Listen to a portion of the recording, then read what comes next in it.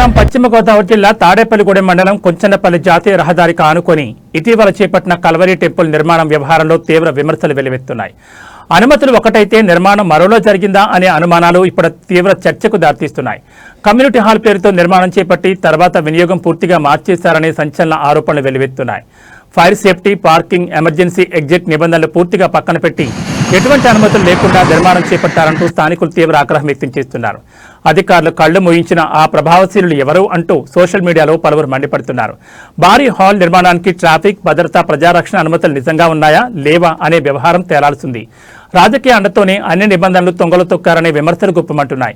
స్థానిక ప్రజలు ఇది కమ్యూనిటీ హాలా లేక రూల్స్కి మించిన సామ్రాజ్యమా అంటూ ప్రశ్నలు కురిపిస్తున్నారు. ఒకవేళ పూర్తిస్థాయి విచారణ జరిగితే పలువురు అధికారులపై చర్యలు తప్పవా అనే టాక్ బలంగా వినిపిస్తోంది. నిర్మాణ అనుమతుల నుంచి వినియోగ అనుమతుల వరకు ప్రతి దశలోనూ అక్రమాలే జరిగాయని తీవ్ర ఆరోపణలు వెల్లువెత్తున్నాయి. చట్టానికి మించి ఎవరూ కారు, అధికార దుర్వినియోగం బయటపడాలి అంటూ సాక్షాత్తు ఉపసభాపతి రఘురామకృష్ణరాజు గతంలో చేసిన వ్యాఖ్యలు ఇప్పుడు వైరల్గా మారాయి.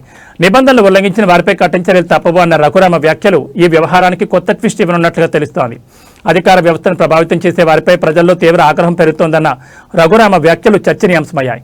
ప్రభుత్వ వ్యవస్థను వ్యక్తిగత ప్రయోజనాలకు వాడుకుంటే ప్రజలే తీర్పు చెప్తారన్న వ్యాఖ్యలు సైతం ప్రజల్లో తీవ్ర చర్చకు దారితీశాయి. ఈ నిర్మాణ వ్యవహారంపై కూడా ఉన్నత స్థాయి విచారణ జరగాలనే డిమాండ్ సైతం రఘురామ చేయడం గమనార్హం. దీంతో రూల్స్ సామాన్యులకైనా ప్రభావశీలులకు వర్తించవా అనే ప్రచారం జోరుగా సాగుతోంది. కమ్యూనిటీ హాల్ కట్టారా లేక నిబంధనలకు సమాధి కట్టారా అనే అనుమానం వ్యక్తమవుతోంది.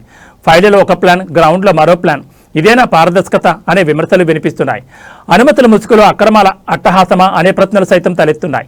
అయితే తాజాగా సదరు కల్వరి టెంపుల్ నిర్వాహకులు అనుమతుల కోసం జిల్లా కలెక్టర్కు అర్జీ పెట్టుకున్నా వారికి అనుమతులు ఇవ్వలేదని సమాచారం అందుతోంది. ఈ వ్యవహారంలో అధికారులకు లక్షల్లో, ప్రజాప్రతినిధులకు కోట్లలో భారీ స్థాయిలో ముడుపులు ముట్టాయంటూ జోరుగా ప్రచారం సాగుతోంది. అయితే తెర వెనుక వ్యవహారం నడిపిన అధికారులు, ప్రజాప్రతినిధులు ఎవరు అనే విషయం తేలాల్సింది. తాడేపల్లిగూడెం కొండై చెరువు సమీపంలో వినాయకుడి గుడి నిర్మాణాన్ని అడ్డుకున్న అధికారులు అసలు ఏ విధమైన అనుమతులు లేకుండా భారీ నిర్మాణం చేపట్టిన కల్వరి టెంపుల్ను అడ్డుకోవడంలో మేనిమేషాలు లెక్కించడం వెనుక అసలు కారణాలు ఏంటనే ప్రశ్నలు తలెత్తున్నాయి.